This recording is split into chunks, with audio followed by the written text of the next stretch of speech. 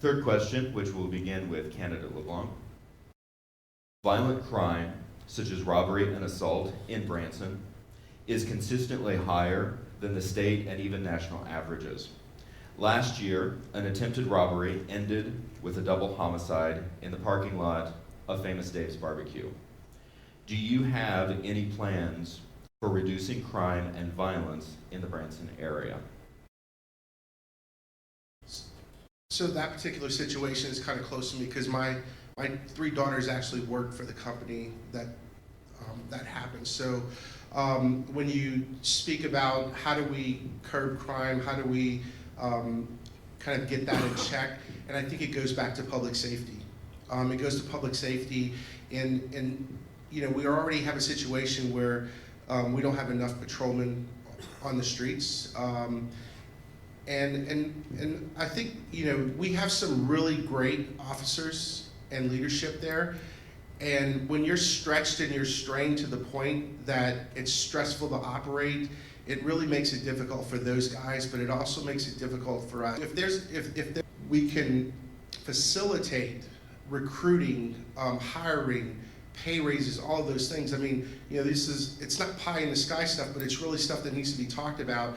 But we're in a situation now where our city has budget deficits, but those key things, public safety from a police standpoint, and also from, you know, first responders and firefighters, you know, if we can have those guys, I mean, that's the crux of what provides a community, that reassurance that if something happens to me, if I get in an auto accident, or if someone breaks into my house, that I know that a guy that's trained well to respond to those situations is going to show up. We really need to focus on those kind of things.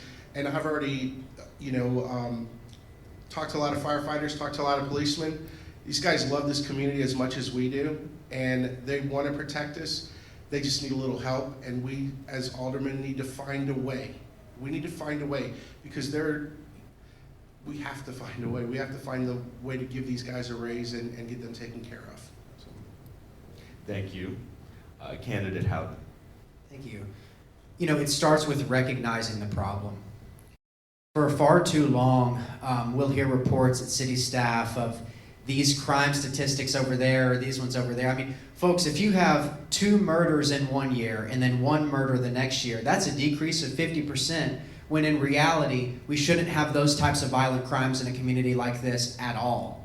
So that's the problem when we are trying to use these statistics to sort of make ourselves look good. I've brought up this issue of crime a number of times in the past because it really hits home for me. I've been told, oh, you're just using that issue as politicized. I live in the neighborhood that murder occurred in. There have been car break-ins, home break-ins in that same neighborhood right behind Highway 76 Strip. And so, you know, it goes to what Ralph is talking about. Fantastic officers that do a great job. We are understaffed, and we need to get them paid adequately as well.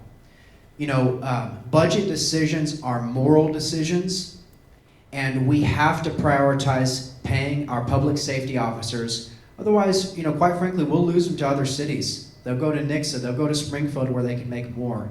And so if we want to maintain the kind of Branson that made us all move here in the first place, we have to look at that issue straight in the eye. Candidate Rodriguez. I think this comes down to public safety. We had a public safety tax in place 3 years ago. We need to find out where that money went, get that money to where it needs to go. When our police department, our firemen, when they all have the proper equipment and better morale, this will be a safer place. We need to get them pay raises. We need to just take care of them. I've talked to a lot of police officers that don't even have a say-so in what gear they carry. We need to change that. We need to let these guys be comfortable, be happy, love to come to work, and protect us. And that's the bottom line. We also need to see where this public safety tax is going. We need to see where it's deposited, where it's being spent, and get it in the right place. Thank you.